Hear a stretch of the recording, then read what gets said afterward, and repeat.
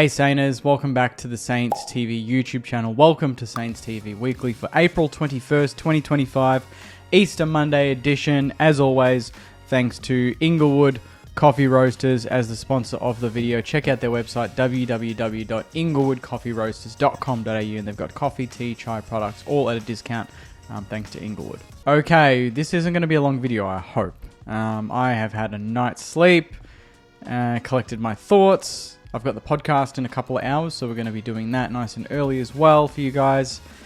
But let's just get straight into it. Last night we went down to the Dogs by the tune of 71 points. My review is out. It's probably the angriest I've been probably since the Hawthorn game, maybe last year, where we just were average. And this was a whole new ball game, really. Sam Darcy went out early. I thought we started really well, and their midfield completely hammered ours. And I said in my review that we were non-competitive, and guess what? Ross Lyon said the exact same phrase in his press conference, non-competitive. So I can get something right, I suppose, on that. But, I mean, that just puts it into a nutshell. Overall, sitting there and watching that for 2 hours was tough, because the ball just lived in their 50, and Norton did whatever he wanted, Bont did whatever he wanted, and to have 31 inside 50s to 68, you're never going to win a game like that. And to be fair, I couldn't believe that it was only 71 points. Given how many, they had 18, 19. They had nearly 40 shots on goal to our 16, and they had 37 more inside 50s. I mean, on another day, that could have been a cricket score, to be honest. So, yeah, just didn't expect that. Didn't see that coming. It's a massive reality check, as the thumbnail alludes to. I, in no way, was getting ahead of myself. And I don't think a lot of Saints can ever really get ahead of yourselves in this situation, but we definitely demanded more. I'm not saying we're going to win the flag, but that doesn't mean I'm okay with shit like that. So, to some people in the comments that are like, oh, well, this is what you get for, thinking they can beat the Dogs. It's like, the Dogs were below us on the ladder. Why the hell wouldn't I think we could beat the Dogs? But the Dogs tend to do this to us on a yearly basis now. They love to pant us. Exactly the same round last year, round 6. We came back from playing a tough game against the Giants, lost by a point, and then we get hammered by them. And last week we played the Giants, pretty honourable loss in the end, and then we get hammered by the Dogs. So, or what I didn't like, and I don't like doing this, but the club tweeted during the game. They love to tweet during the game, which is fine. That's great when we're winning. But when we're losing, 9:06 p.m. they tweet this. This is less than ideal. I just can't. Like, that's just silly. To me, that's just silly. I think that's less than ideal. By that point, we were probably 30 points down, or pushing the edge of being blown out of the water, and we're tweeting, this is less than ideal. I bit my tongue. I wanted to respond to it, but I didn't. But a lot of people didn't, probably didn't need to tweet this as someone's response. And I just, as a football club, if you want to demand standards, it goes across the board, and I don't mind our social media. I think we do a good job compared to most clubs, but this is less than ideal.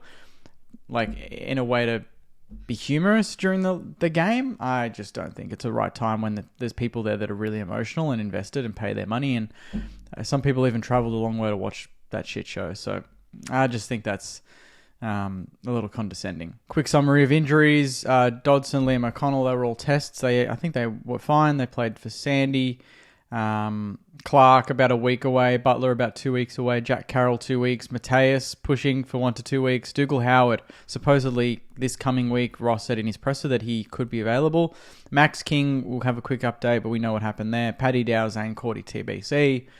Max King has now been pretty much put on ice for the year.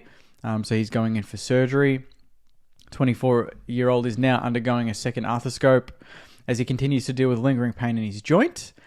David Misson said, the aim of the surgery is to remove the pain Max has been experiencing. We understand the interest in Max, however, ask that his privacy is respected at this time. Once we have more clarity on Max's recovery, we will look to share a return to play timeline. So that's the update on Max. Honestly, until he's fit, just let it be.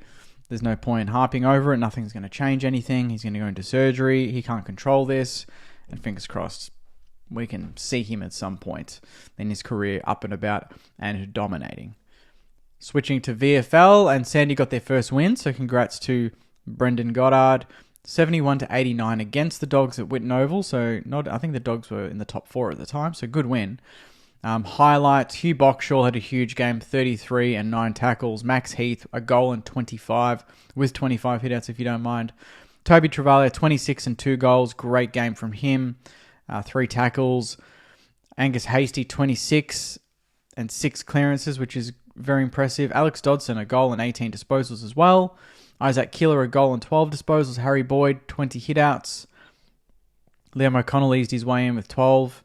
And Angus McLennan, 10 there. And Tyroo, 7 disposals and 2 marks. A quiet game, but still getting into the rhythm. And James Barrett as well. Good to see him out there. 7 disposals, 3 marks and a tackle. So Boxshall, Heath, Toby Travalia, Angus Hasty, you'd imagine they'd all be in line to potentially play against the Lions next week.